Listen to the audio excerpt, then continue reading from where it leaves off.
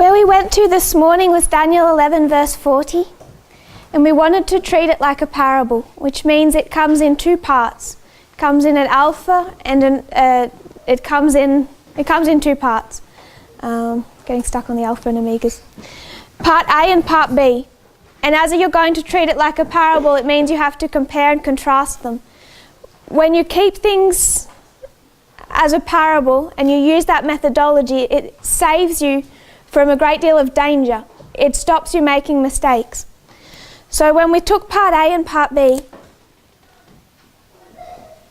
we saw that first it took us to 1798. There's been an ongoing war between the king of the north and the king of the south. There's 1260 years of captivity of God's people. And 1798 is a deadly wound, but it isn't the death. The death is a period of time, but it becomes inevitable after this wound because it's a deadly wound. And we went to the Ellen White quote where she says that he who went into captivity, who fulfilled this prophecy, was the Pope himself. And he held the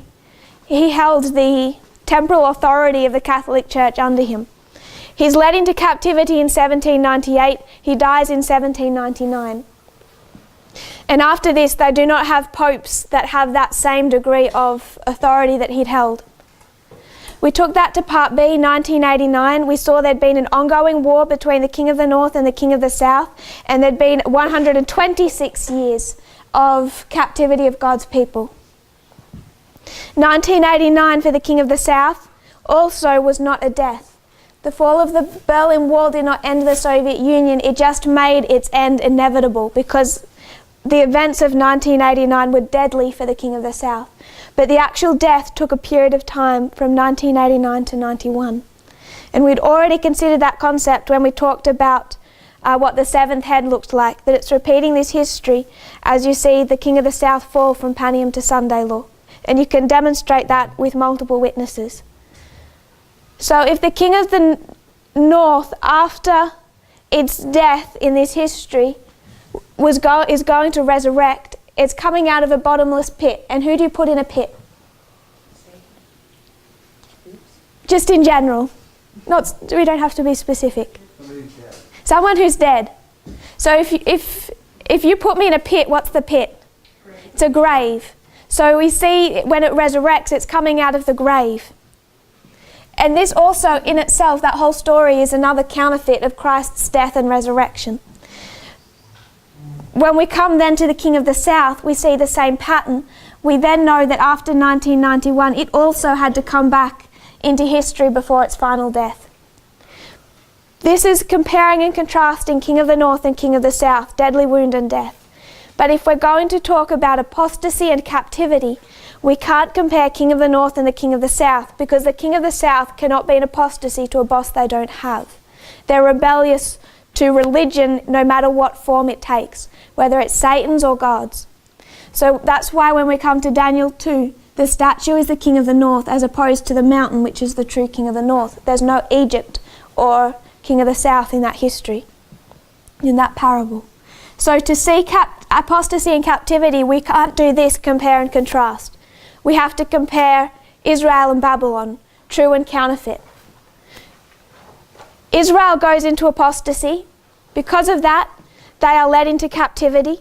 When God brings the king of the north against them, the king of the north is not part of his kingdom, but he uses them. In 1773, persecution nearly wholly ceased because they abolished the Jesuit order. They chose temporal prosperity over their job function. That is the Laodicean condition. So the Catholic Church has gone into their own Laodicean condition against their boss. They go into apostasy, so their boss brings the king of the south to lead them into captivity. The king of the south is not part of his kingdom, but he uses them. It's forming the same repeating pattern. What brings Israel out of captivity is a three-step prophetic testing message. Fear God, give him glory, because judgment is coming. And when do we see that three-step prophetic testing message laid out? 1798 it begins. It's properly laid out, formalised in 1818. So this message of the Millerites, of William Miller, was that for us or for them? But William Miller's message, who was that for? Was that meant to be some type of time capsule and held till we were born? No. It's specifically for them, for their history. So the history of Fatima and the three secrets, is that for modern Babylon in our history and Francis and the Catholic Church, or was that specific for 1917? It must be specific for 1917. So what I want us to do is consider what modern Israel looks like, and we'll start with modern Israel. And then we're going to consider modern Babylon.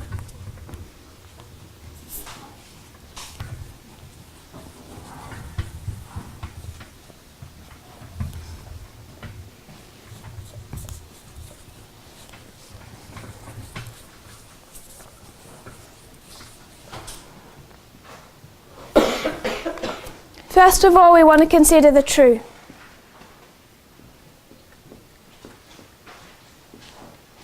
Modern Israel. First of all, you have captivity, 538 to 1798.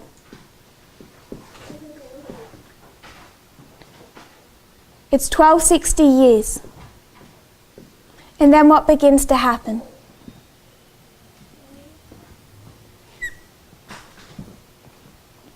What happens in 1798?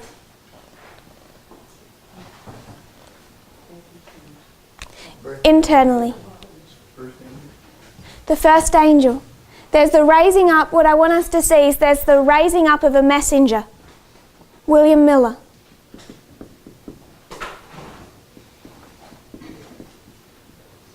And we can see right then the leadership of the Protestant churches, those leaders are bypassed. It goes to who Ellen White calls an honest-hearted farmer. We'll just lay out the basic structure of that reform line. William Miller, 1798, he buys his Cruden's Concordance that he's going to later use in his Bible study. He devotes 2 years to the study of the Bible from 1816 to 1818. 1816 to 1818. And we call this the increase of knowledge.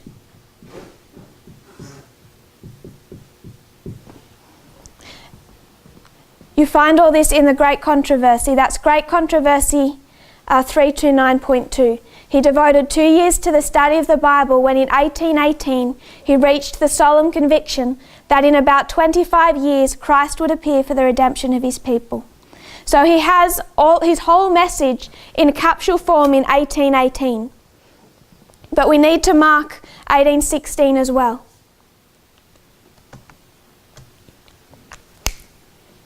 He isn't yet ready to share. When does he begin to preach? 31 he begins to preach. 33, what does he get? He gets his credentials.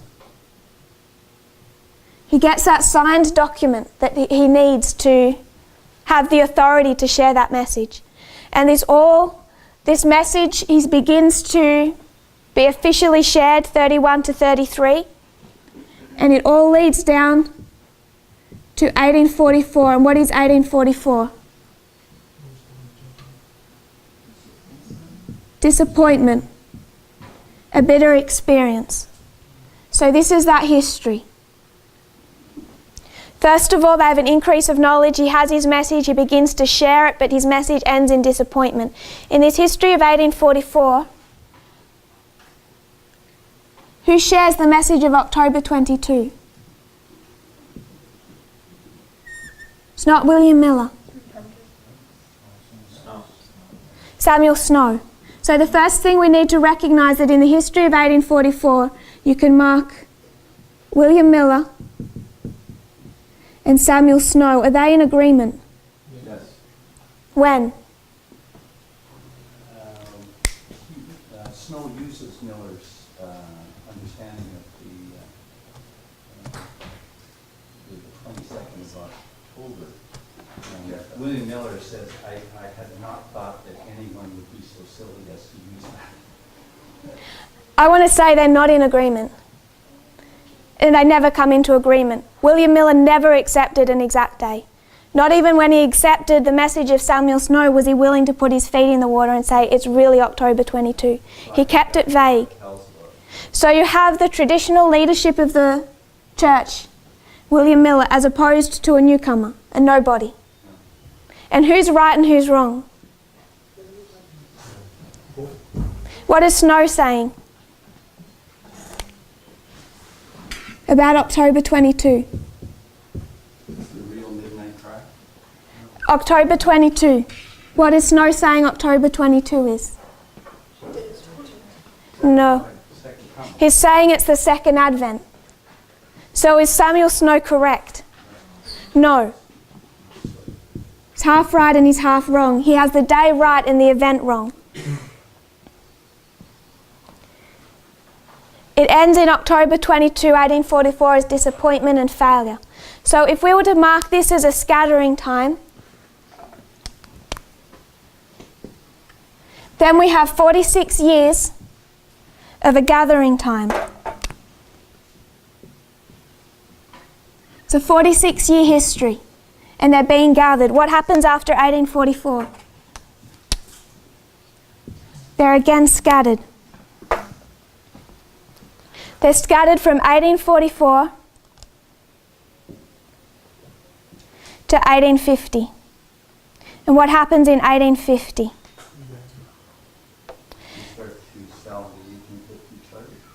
There's a chart. I want to give us a quote. It's Review and Herald, November 1, 1850. It's Review and Herald, November 1, 1850.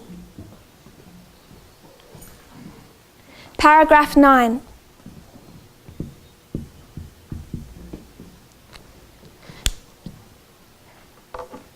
Ellen White says that she's been shown something by the Lord. She's been shown it previously on September 23rd, but she is writing this, documenting it and sending out on November 1. The Lord showed me that he had stretched out his hand the second time to recover the remnant of his people. When was the first time he was recovering the remnant? In this history. So he's made a first attempt to recover his people. That's ended in failure. He's making a second attempt. It's November 1, 1850.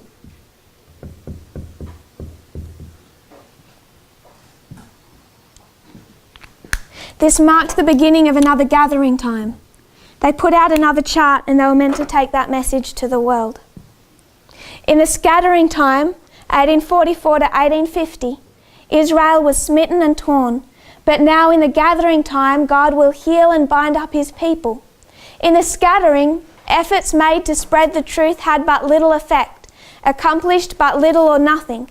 But in the gathering, when God has set his hand to gather his people, efforts to spread the truth will have their designed effect. All should be united and zealous in the work. I saw it was a shame for any to refer to the scattering for examples to govern us now in the gathering. So she's saying that there was a first attempt, and then there was a scattering when they were smitten and torn, and now God is making a second attempt to gather his people. You can mark this in November 1, 1850.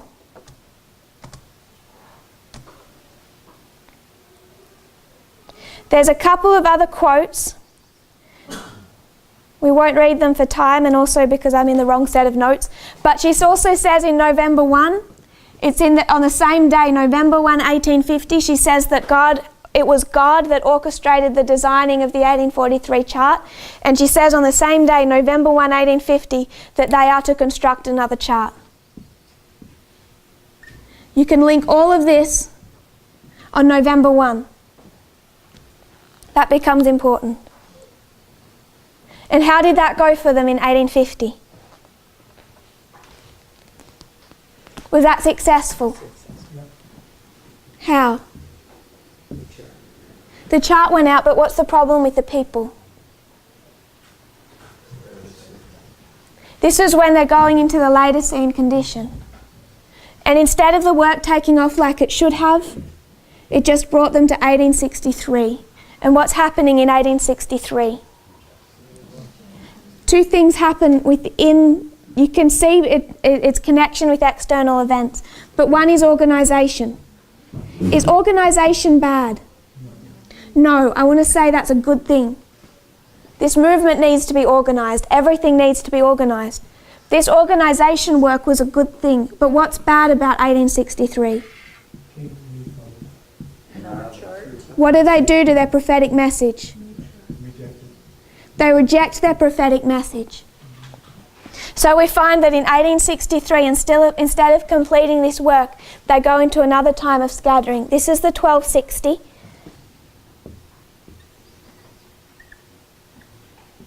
And we take it down to 1989, and this is a 126. This is a time of scattering. This is a time of scattering. What happens between 1863 and 1989? There's a second attempt to finish the work.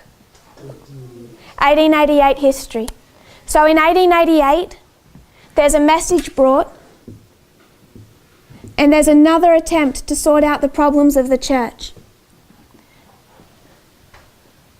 What's the problem with 1888? It's rejection. Why? The internal dynamics of the church. You have Butler and Wagner. Who's the leadership? Butler. He's the leadership. Who's the leadership? Miller. So Butler is opposing the work of a newcomer. He doesn't support it. And who's right and who's wrong?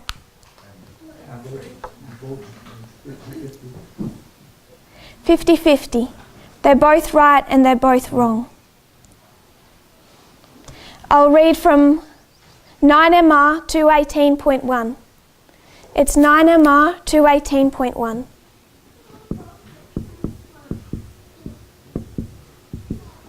(9MR 218.1). She's in vision. She has an angel guiding her through this vision. She sees this angel with an arm stretched towards Wagner and another arm stretched towards Elder Butler. And what does the angel tell her? Neither have all the light on the law, neither position is perfect. So what's the problem? They're half right and they're half wrong. In 1886,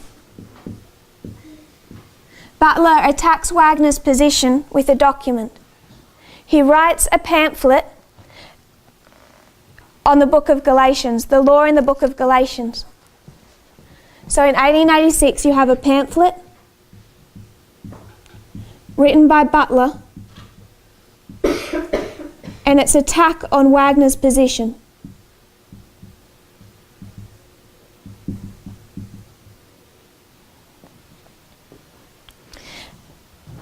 How did this history end? Failure. So we come to 1989. If this is the alpha history of modern Israel, a 1260 takes us to the alpha, a 126 takes us to the omega, and who's raised up? Elder Jeff. This is alpha.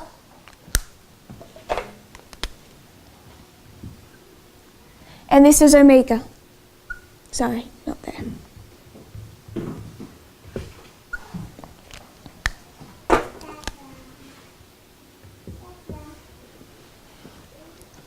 So this is modern Israel.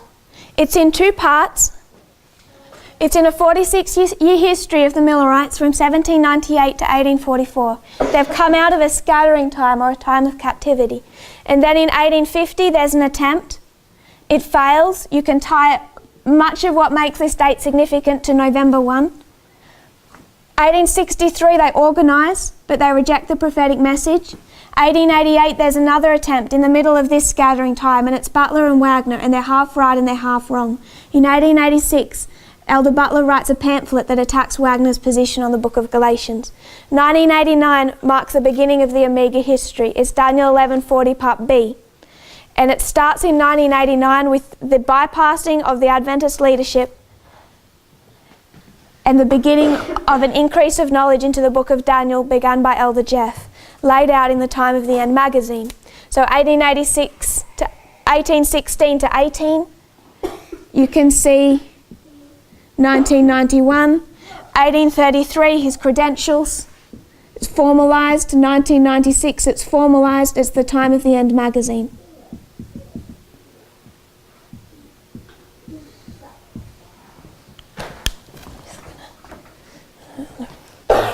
So I want us to take this history of modern Israel, and because of, what time is it? What time do we finish? I ask that every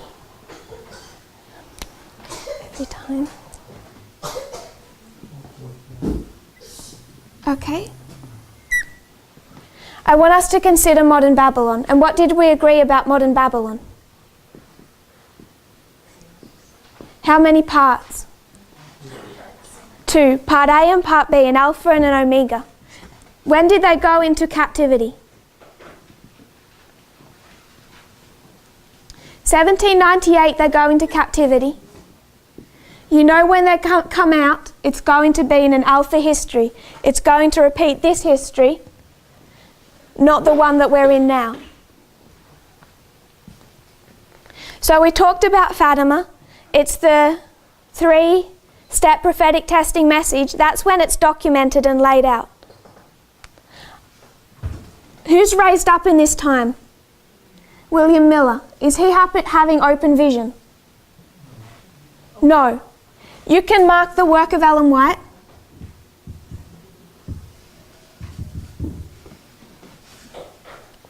She's having visions, but that's not the experience of William Miller. I want to make one thing clear from the beginning. When you have a counterfeit, is it exactly like the true? No, otherwise it wouldn't be a counterfeit. Otherwise it would be of the same value, but it's not of the same value. So when we see the work of Lucia, is she having open vision? She is. She's having the apparitions that we see described. Who is she counterfeiting? William Miller or Ellen White? Ellen White. So when we look for someone raised up here, it can't be Lucia and Fatima. Can we see that? We're looking for someone else who bypasses the leadership. Lucia never bypassed the leadership.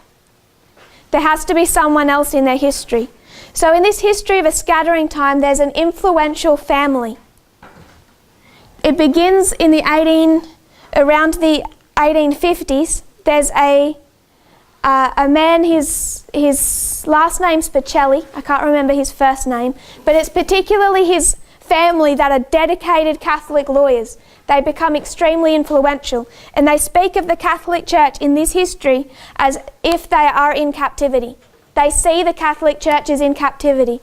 They've lost their papal states, they've lost all of their political authority, and they live, this influential family who could have had a great deal of wealth, they live in comparative poverty to illustrate the condition of their church. They're in mourning, you could say, because they believe, as good Catholics, that they are in captivity.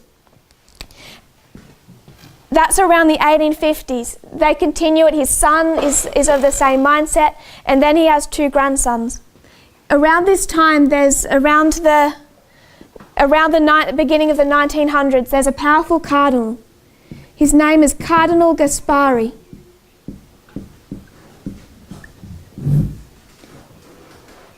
He wants to turn around the position of the Catholic Church, and he begins to work with 2 grandsons of that original Pacelli. One of them is known as Francesco Pacelli.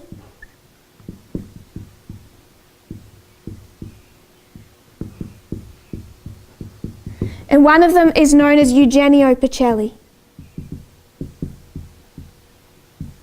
And what they believe is that if the Catholic Church is going to come back into power, it must be done through the rewriting, entire restructuring of the Catholic Church and the introduction of a new church code of canon law. So Cardinal Gaspari begins to work with these two brothers of the Pacelli family. Francesco Pacelli works with Gaspari, and what do they create? These ones write the Lateran Treaty. It's Francesco Pacelli that authors the Lateran Treaty and then organises its negotiation with Mussolini. That comes down through this line. This is how they get the Lateran Treaty through. He works with Mussolini in Italy. Eugenio Pacelli, he works with Cardinal Gaspari on a separate document. That's Code of Canon Law. And Eugenio Pacelli introduces Code of Canon Law into what country? It's Germany. It's his job to take Germany. It's his job to take Italy. Eugenio Pacelli completely rewrites the Code of Canon Law for the Catholic Church in union with Cardinal Gaspari, and then negotiates it with Hitler, and we're going to go through that history. What I want to suggest is Eugenio Pacelli, after he's successful here, who does he become? Pius XII. The very first Pope in the Catholic Church who accepts Fatima. Before that, they were all in rebellion. They did not accept the messages of Fatima. And I'm suggesting this is 1899. Eugenio Pacelli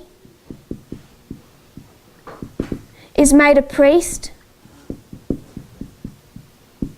and he begins to have an increase of knowledge. Once he's made a priest, he dedicates his time to a study of canon law. He meets with Cardinal Gaspari and they begin rewriting it. When do they finish rewriting it? When is the new Code of Canon Law completed?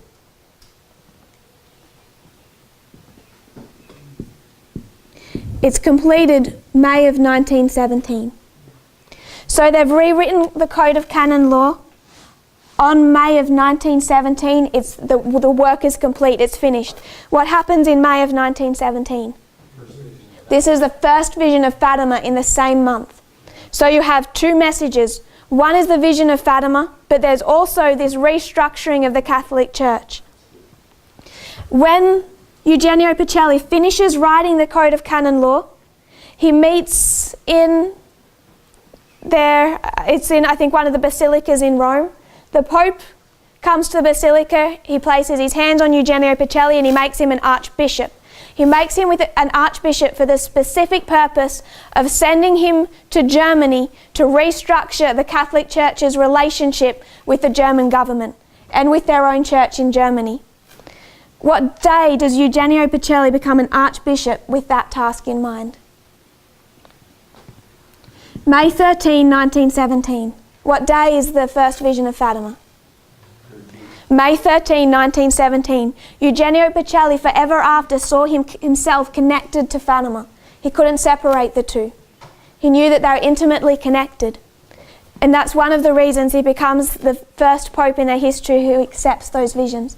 So May 13, 1917, he's made an archbishop. Just a few days later, he's on a train to Germany to begin negotiating with the German government. How much success does he have? Not much. Why? The German government, World War II's ending, they have all kinds of internal problems. He needs a leader that he can work with. He finds that leader in Adolf Hitler. When Adolf Hitler is coming to power, there's one democratic party left that's standing in Hitler's way to absolute control of the German government. That is the Catholic Centre Party. They're the last democratic party that's restraining the Nazi Party in their government. So Adolf Hitler says to Eugenio Pacelli, I'll sign your Code of Canon Law if you abolish the Catholic Centre Party and give me total control of the government. And Eugenio Pacelli does that in 1933. This is what marks Hitler taking control of the German government.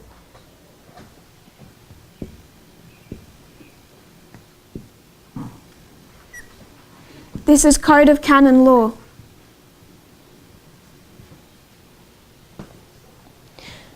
(1945), how does this end? Disappointment and failure. What was Eugenio Pacelli's problem?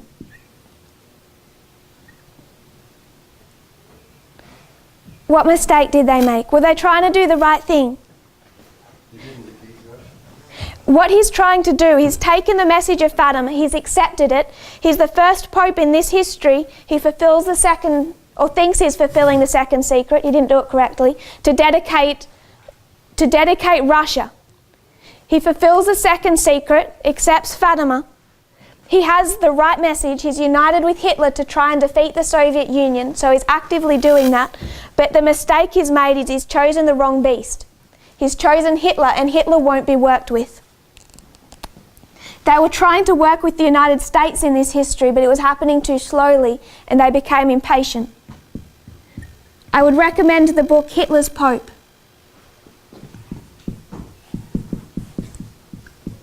This was written by a Catholic who went into the Vatican archives and documented this history from their own archives. They chose the wrong beast. It ended in disappointment and failure. But he had followed the instructions of Fatima. He was trying to do the right work. How long is that history? 46 years.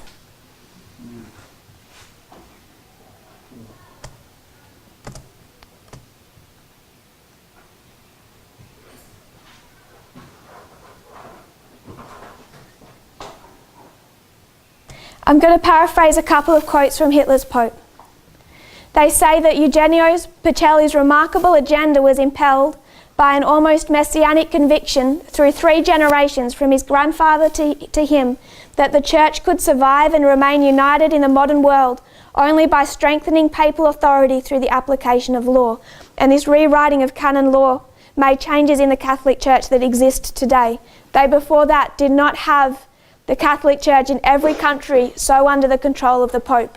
This brought all of the independent kind of factions of the Catholic Church in all the different countries that they were kind of following their own rules back into a pyramid structure where they answered only to the Pope. He had to fight his own church to do that because they saw it as a dictatorship taking control. Even for them, it's first the church, then the world. 1933, they signed that treaty with Adolf Hitler, giving him control of the German government.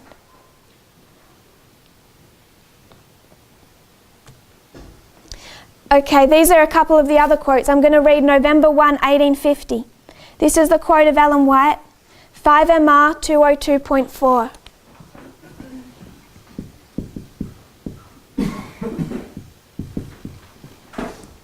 She says, God showed me the necessity of getting out a chart. I saw it was needed and that the truth made plain upon tables would affect much and would cause souls to come to the knowledge of the truth. So when Ellen White writes the letter and says, God showed me the necessity of getting out a chart, it's November 1.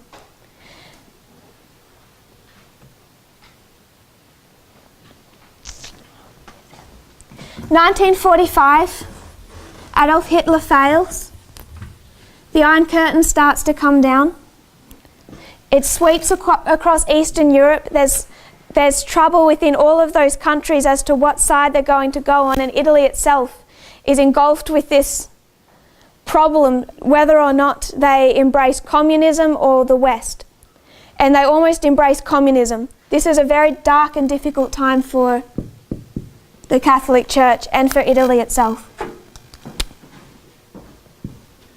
So they've been through a 46-year gathering time, and then they're scattered.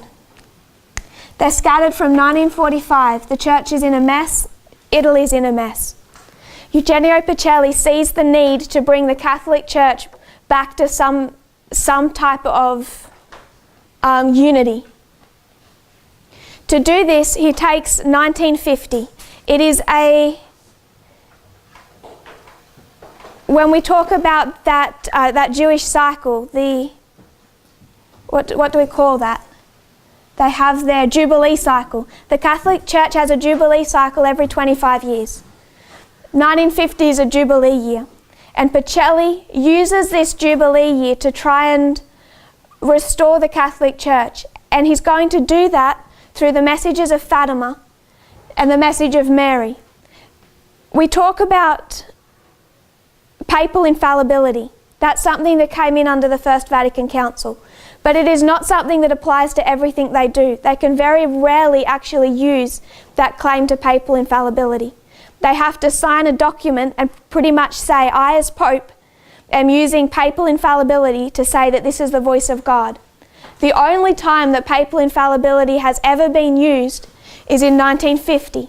And it's when Pope Pius XII is trying to use drastic measures to reignite the Catholic Church. And he's going to do that with the Immaculate, the dogma of the Assumption. Before this, the dogma of the Assumption of Mary was not official church teaching. But in 1950, he uses papal infallibility to say that the formal definition of the dogma of the Assumption is the position of the Catholic Church, and it's irrefutable by decree. He makes that, he comes to that conclusion. He makes it infallible by decree. He's trying to bring Mary back into the discussion. And remember, from Fatima forward, this is all about Mary. It was seen in this history as Mary against communism. He comes out on the loggia above St. Peter's Square and announces it to the thunderous applause of a 1 million-strong crowd. What day was that? November 1, 1950. And this is the dogma of the Assumption. Over in Spain, you have General Franco. And General Franco is in close union with the Catholic Church because he's fascist. You had Mussolini, Hitler, and Franco. They're all fascists. They all hated the Soviet Union, and they were all allied to the Catholic Church. And even for years afterwards, for the rest of Pope Pius XII's life, when he would come out over St. Peter's Square and all the pilgrims would come to him, they would shout, Spain for the Pope, and he would shout back, and the Pope is for Spain, because of his connection to Franco. And Franco did not hide the fact that in his mind, it was Mary, Fatima, and the dogma of the Assumption that was their strongest weapon against Catholicism. Franco used it, the Pope used it. But in 1958 he died, and all of this attempt fell through. A new Pope came in, and what's the problem with the new Pope? He wants to organise a Second Vatican Council. You could call that reorganisation. The Second Vatican Council was to reorganise, restructure the Catholic Church. This Pope has a problem. He doesn't believe in Fatima like Pope Pius XII does. They don't particularly like it, and one of the reasons they don't like it is that as the leadership, they do not have control over it. It's the same problem that our leadership was facing. They did not have control of the work of Ellen White. They could not control her or her writings. And these popes, they cannot control the message of Fatima. That's why they start trying to at least silence it. So this Pope, he's organised the Second Vatican Council, and what he wants is representatives from all different denominations to be witnesses at that council and to have their perspective heard. And who does he want at the Second Vatican Council particularly? He wants the Russian Orthodox Church, and that's a problem because the Russian Orthodox Church doesn't do anything without the approval of the Soviet Union. So what did he have to do in 1962? Ambassadors of the Pope and ambassadors of the Soviet Union, they met in a little town in secret. It's the French city of Metz, August of 1962, 2 months before the Second Vatican Council opened. It was a secret meeting of the greatest importance, and what they negotiated was a compromise. If the Soviet Union was to allow the Russian Orthodox Church to send representatives to the Second Vatican Council, the Pope had to promise that at this council there would be no loud condemnation of the Soviet Union or communism. They were planning to issue the the strongest condemnation of communism the Catholic Church had ever given at the Second Vatican Council, and they didn't. They compromised. And that compromise is a rejection of the message of Fatima. It's a rejection of their prophetic message.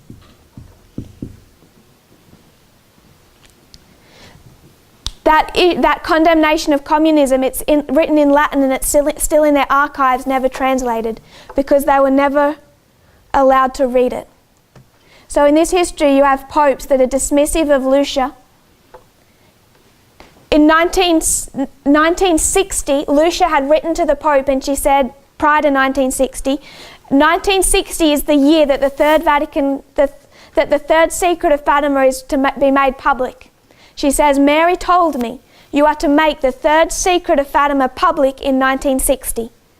He read the Third Secret, and then he had it locked away and he never released it. He's in open rebellion to the instructions of Lucia.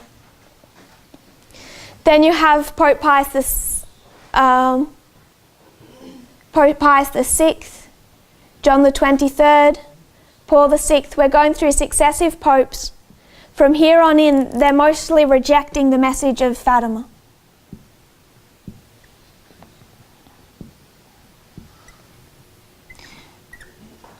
I don't want to prove it or I don't want to go into the proofs. I'm going to say that this is 2001. But what I want us to see is that between 1962 and 2001, we have to have a counterfeit 1888, when the work is attempting to be completed. And I want to suggest that's 1989. Again, you have a pope who accepts the message of Lucia and of Fatima. And why does he accept it? Because he was assassinated. He was shot, and what day was that? May 13. It's May 13 when he's shot. He almost dies, and when he comes to, after the operation, the first thing he asks for is the Third Secret of Fatima. He opens it, he'd never read it. He read about the judgment that was coming on the Catholic Church, and he applied that judgment to a failure to dedicate Russia. So he starts this much stronger attempt to unify with Reagan and take down the Soviet Union. He dedicates Russia. He makes a mistake. The first time Lucia goes to him and she says, "You did it wrong, it failed." He tries again in, I think, 1984. I think he might try 3 times, but I can't quite recall. You didn't get a quorum or something. You're supposed to bring all the cardinals together. They're actually meant to all come together, and you have to specifically name. There was a list of instructions that he wouldn't follow, and neither did Pope Pius XII. That none of them are really following the instructions. So 1989, you have John Paul II. He accepts the message of Fatima. He tries to take down the Soviet Union. He takes down the Soviet Union. But what is he really wanting to do? It's the same thing Pope Pius XII wanted to do. What's meant to happen is it's not just that the East is free from the Soviet Union. It's to be dedicated to Mary. It's supposed to be a special area with a special job function within the Catholic Church, dedicated to Mary, strongly under the authority of their Catholic Church leadership. So in 1989, this begins to happen, it begins to fall. But what happens in Eastern Europe? They turn to capitalism. So they reject communism and they turn to capitalism. And what did Pope Pius XII say about capitalism? He said quite a few things. But he said it's almost as bad as communism. He did not accept that any more than the other. And he begins, I would encourage you to read the book His Holiness. It goes through his later years. And the title of that portion of the book is The Angry Pope. He was not a nice man once you crossed him, and he was so angry. If you looked at the people who came out prior to the fall of the Soviet Union in Eastern Europe to hear him speak, it's millions. By the time they've fallen and he has become so angry and his speeches were just vile, he would just tear them apart for turning to capitalism, for turning to all of the indulgences of the West, for embracing everything about the West, so the structure of their families, homosexuality, birth control. He's a very strong, traditional, conservative pope, and he lost control of the East. It isn't just that he rejected the Soviet Union, it also rejected him, and he took that rejection personally. And then he has another problem. He's meant to be working with the United States. After the Berlin Wall falls, what does the United States start doing? They want to invade Iraq, and what does he tell them to do? Don't do it. Are they listening to him anymore? No. Reagan, Bush by that stage just stops listening to him. Senior and junior, neither of them have any use for him after the Soviet Union falls. And then he has a third problem. What's his third problem? His own people. So you have John Paul II in this history, and who is he fighting? The Jesuits. There's a complete split within the Catholic Church, open war between John Paul II and the Jesuits. Because what's the mentality of the Jesuits? They're quite liberal. Liberal on issues like the woman's role in the church and birth control and all of these different things. They have quite a liberal perspective. But John Paul II only has this really conservative position. He also does not have total control over the Jesuits. So you have this split between John Paul II and the Jesuits. He has a close ally, Malachi Martin. Have you all heard of Malachi Martin? So in 1987, Malachi Martin writes a book. And what's the book called? He writes a few. The one I want us to notice, it's given a long name, but it's called The Jesuit Order and the Betrayal of the Roman Catholic Church. It's just a detailed list of reasons why the Jesuits have betrayed the Catholic Church. A direct attack. So you have this internal problem here where you have the established leadership, and who's right and who's wrong? Who's trying to take down the Soviet Union? John Paul II. I would suggest that the Jesuits, though, had the message. They've taken the reorganising of the Second Vatican Council and what the Catholic Church needs to be to work in the modern world. They know what it needs to be, and it needs to rethink these conservative, traditional from a new perspective, from the perspective of the Second Vatican Council. But John Paul II won't budge from his conservative, traditional position. And this all ends in failure. From 2001, oh, by the way, in this history, 1996, there's a group that forms within the Catholic Church. They meet in secret, and they're in open rebellion to John Paul II. It's a collection of powerful cardinals, and they're known as the St. Galen group. They jokingly referred to them as the St. Galen Mafia. They would meet in secret in the town of St. Galen. John Paul II tried to investigate them, and he never was able to adequately prove who exactly the cardinals were, because they're meeting with the direct purpose of seeing how they can remove him, or at least make sure that the next pope is not like him. They want someone like this. They want a Jesuit. So they're meeting from 1996 to 2001, seeing how they can undermine his position. You start to see the whole Catholic Church in civil war. In 2001, there's a man made a cardinal from Argentina. His name's Bergoglio. 2001, he's made a cardinal. The St. Galen group meet him, and they know that they have their man. They have the man they want to replace John Paul II. 2005, John Paul II dies. Same year, Lucia dies. They try to get Bergoglio in, but they don't. They get Benedict, someone that John Paul II had particularly trained up to replace him because he's of the exact same mindset. It takes them time to overturn the leadership of the Catholic Church. But 2013, Pope Benedict steps aside, and who comes in? Everyone still alive from 1996 comes together. They have their second chance. This time they're successful, and Bergoglio becomes Pope Francis. And now you have open civil war in the Catholic Church. This is what's going on right now. You'll meet Catholics who will say that Pope Francis is the Antichrist, because they are Catholics who support John Paul II and Benedict. And this is the whole split between traditional and conservative. But Pope Francis is exactly who they need. He's going to see the fall of the King of the South, but he's the first Jesuit Pope in history. Amen. So I hope we can start to see a repeating pattern. You have a history of scattering.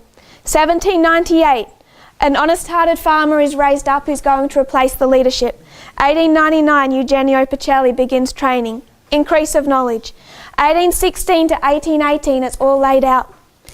The visions of Fatima, they begin in 1916. It's not as much spoken about, but this is when the children start having experiences with an angel.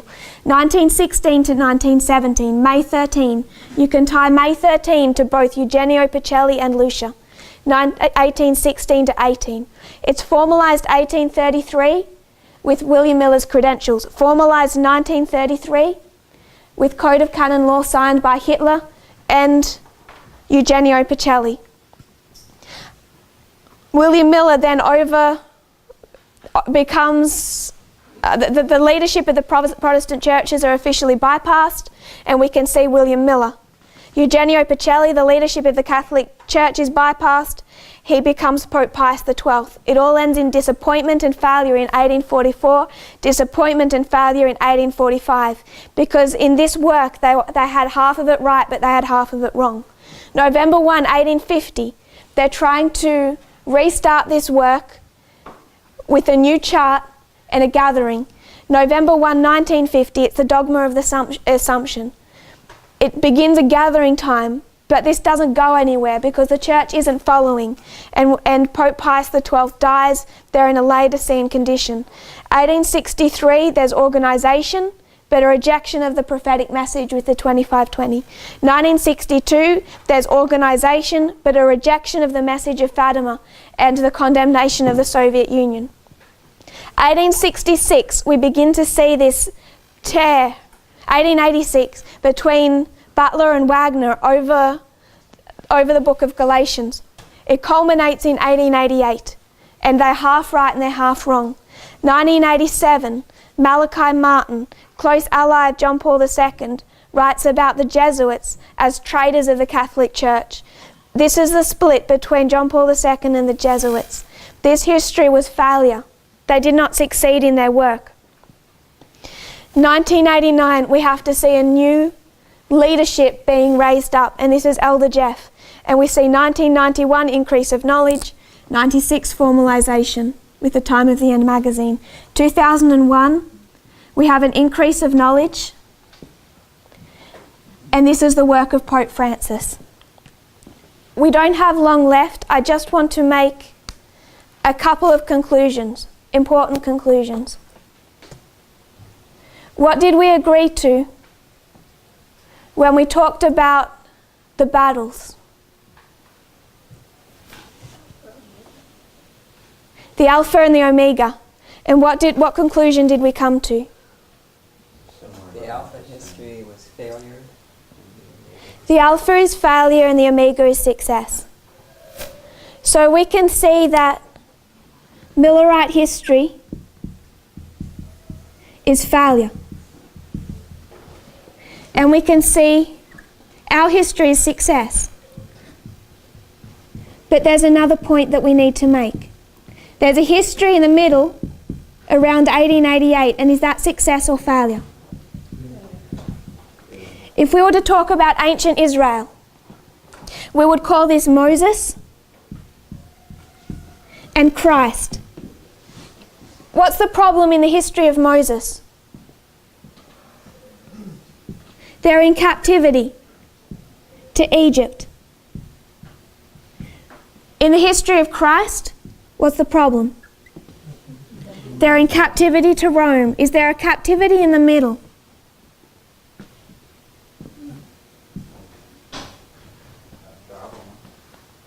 Babylon.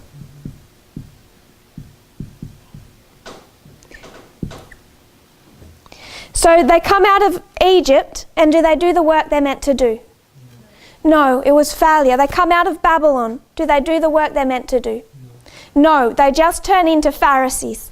So when we come to the history of Christ, do they do the work they're meant to do? Yes, Ellen White's clear that this is total and complete success. It doesn't look like what they expected to look like, but it's total and complete success. The understanding that I want us to come to, what I want us to see, is that just like in the battles, we can't take failure and lay it over a history of success and make a direct application. And the reason that I'm saying that is that was done in early April this year in Arkansas at a camp meeting. Elder Jeff took the history of 1844 and the history of 1888 and said Miller and Snow were half right and half wrong, and Butler and Wagner were half right and half wrong. Therefore, when we come to the history of 2012, Elder Jeff and Elder Parminder are half right and half wrong. And what's the problem with saying that? Success. Because this is failure and this is failure. And we can't take two histories of failure. What is 1945 in our line? This is Panium. 1945, the King of the North is defeated, failure. Panium, the King of the North, is successful, it's victory, it's not failure, it's success.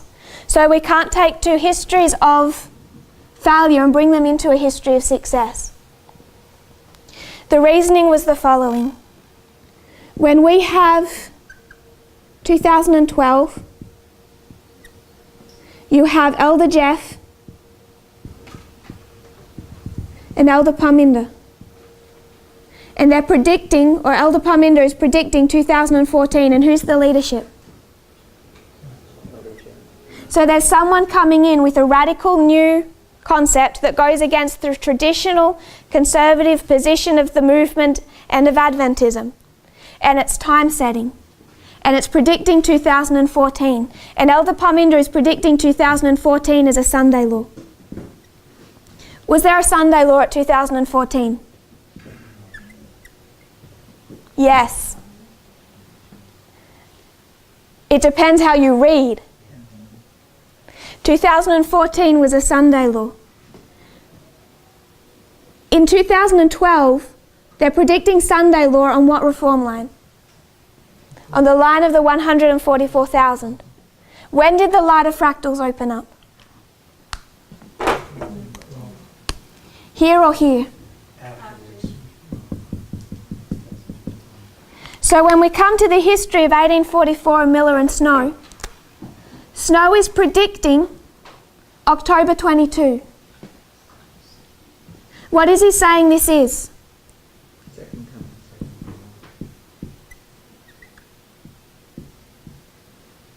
He's saying that this history is the second advent. And you have Miller, the leadership, and Snow. When was the light given for them to know better? After? Whose fault is it if it's after? God's. Because Ellen White said that God gave them everything they needed. She said God did not fail them, they failed. If they failed, they had everything they needed to know better. They should have known it in this history. So if you come to me and you say, Tess, 2014 is your Sunday law, are you right or are you wrong? You're right. If you come to me and you say, October 22 is your second advent, are you right or are you wrong? Really? Was October 22 the second advent? No. Are you right or are you wrong? You're wrong. These are not equal, because this is what failure looks like. And this is success. To say that 2012 was a failure because it did not include light that had not yet opened up would be to say that 1996 is a failed message, half right, half wrong, polluted message, because we didn't yet understand the King of the South was returning into history. And 1996 is perfect. It's perfect for its time. All it needed was expanding upon, not correction. Those are the differences between failure and success. Because if we're going to see this as half right and half wrong, we need to see 1996 as half right and half wrong. Both of them are the formalization of the message. Both of them don't have all of the light, but they have what is necessary for that time period. When you come to the Millerites, it's failure. 1888 is failure. The history of Moses was failure. The coming out of Babylon was failure. All of this failed to do the work that they were required to do. This was for the first Advent. This was for the second Advent. So we cannot take two histories of failure and bring them into a history of success and drop them down. The reason that I want to make this clear is the following. Is if we take the concept that in a history of success, the message is half right and half wrong, then we can't just take that for 2012, we have to take that for the Midnight Cry message. And we have to know firmly why we believe that this is the truth. That there are not inbuilt mistakes in this message. If we accept that, if we hear this study presented, that 1844 and 1888 are telling us of our history, and that therefore the Midnight Cry message is going to be half right and half wrong, what's the problem? What history are we repeating? Failure. But I want us to take it a bit more personally than that. In this history of Christ, what are the disciples doing? They're using a very good methodology we would approve of, because it's almost perfect. They're taking what this deliverance from captivity looked like and what this deliverance from captivity looked like, and they're saying that's what our deliverance is going to look like. We're going to have a Moses that's going to kill all of the Romans. We're going to walk out of Babylon and rebuild our nation. They're taking two histories to define what this looks like, and so is John the Baptist. He taught them that. But when you come to the history of the cross, who are you following? Not John the Baptist. I want to make a point. John the Baptist is the greatest prophet that ever lived. We're told that. But we have to be sure in the history that we're in, who we're following and why. I believe that Elder Jeff and all of us that have considered this subject are now in unity. I don't think there is any remaining division. But if you watched Arkansas and you didn't pick it up yourself and you haven't heard of that, then you need to understand why we're not in a history of failure and why we're not repeating this dynamic of half right and half wrong. And we can demonstrate that with our reform lines. So I want to make it clear. John the Baptist, greatest prophet that ever lived. But he had some misconceptions about what it meant to be delivered, and he taught the disciples that. So when they come to the history of the cross, what's the problem? Why do the disciples believe that?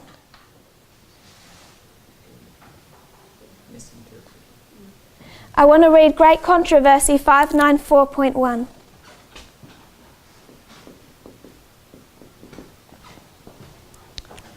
Before his crucifixion, the Saviour explained to his disciples that he was to be put to death and to rise again from the tomb. Is the message perfect? Yes. Has he given it to them completely? Yes. Angels were present to impress his words on minds and hearts, but the disciples were looking for temporal deliverance from the Roman yoke. Why? Because they have two histories, and on the testimony of two, they think they know what it's supposed to look like. They could not tolerate the thought that it didn't look like what they were expecting. The words which they needed to remember were banished from their minds, and when the time of trial came, it found them unprepared. The death of Jesus as fully destroyed their hopes as if he had not forewarned them. So in the prophecies, the future is opened before us, as plainly as it was opened to the disciples by the words of Christ. The events connected with the close of probation 2019 and the work of preparation for the time of trouble are clearly presented, but multitudes, internal, in the disciples, have no more understanding of these important truths than if they had never been revealed. Our danger is that Christ's history is a history of success, and what did the disciples do? They failed it. You can fail a history of success individually. If you don't listen to the message and first of all, listen to the message. Second of all, know who you follow. Third of all, use correct methodology. So we can see 1844 and 1888 histories of failure. 1945, 1989 histories of failure. And I want to finish with one final point.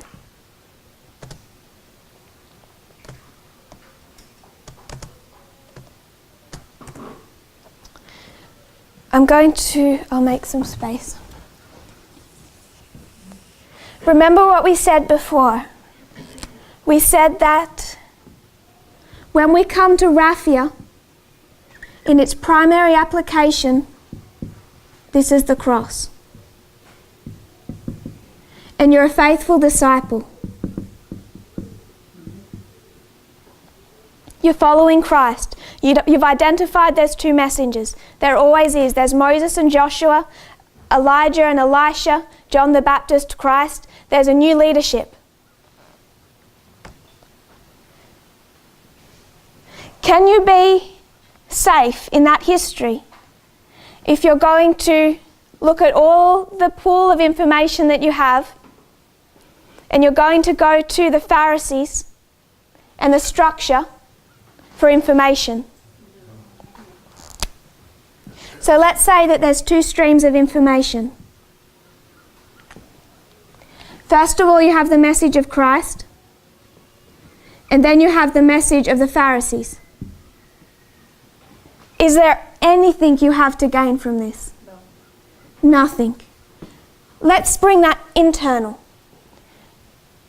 You're a disciple, you're trying to know what to believe. Are there two messages internal? You have the message of Christ, and you have the internal, Judas. Do you have anything to learn from him? No.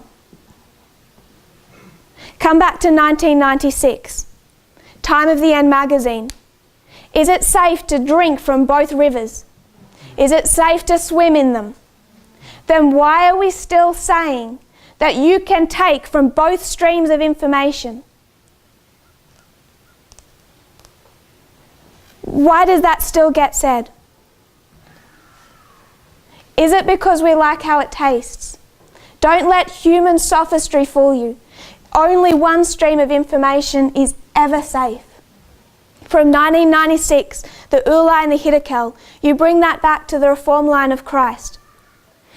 And this false stream of information is not John the Baptist. I think what Elder Jeff did for us was allowed by God, because it's made us go back to this study and make it much, much stronger. It has no reason to cause disunity. I think God has had his hand over these things. But Pharisees and Judas, these have nothing to teach us. It will only destroy us.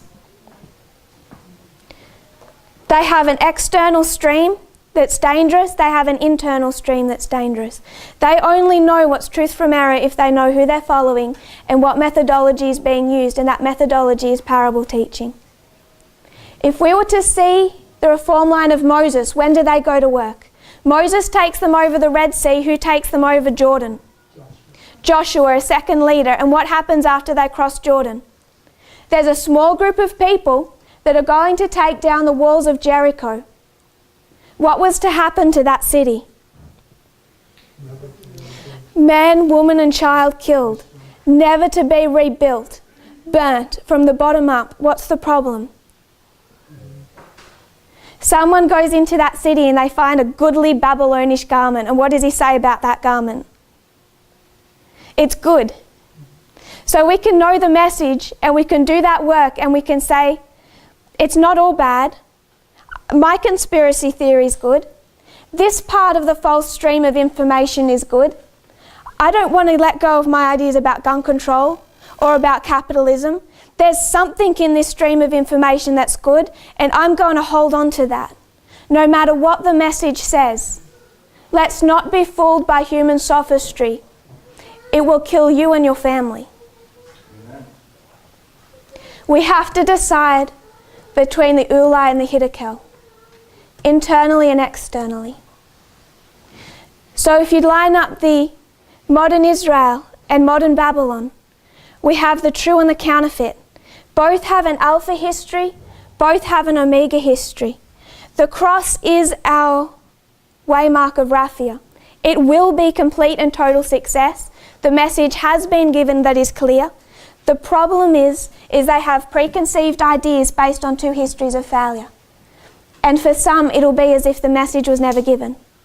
They have to listen to it, but they also have to put aside their old conspiracy theories and their old ideas, their traditional beliefs about what the end of the world looked like and about how they were to function as a church.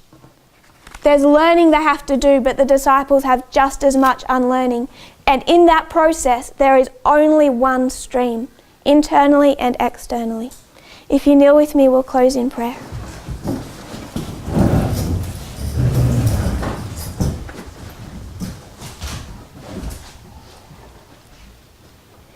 Dear Father in heaven, thank you for our blessings. Thank you, Lord, that you leave us these gems just to be dusted off and given at the right time. I pray, Lord, that you'll continue to guide your people. Thank you for our leaders, Lord, all of them, those that are tired, those that have worked tirelessly. Lord, the leadership here in Canada, the leadership all across the world, Lord, that have worked and exhausted themselves to feed us and to guide us. I pray, Lord, that you'll give them strength. I pray, Lord, that we'll understand the time that we're living in, why we believe what we do. May we learn to read consistently and with a proper application for these histories that are behind us, that we can use them appropriately, that we can learn what we need to learn, but also see the differences. May none of us find ourselves at a test unprepared. I pray that you'll bless our day and the meetings that are coming. In Jesus' name I pray. Amen.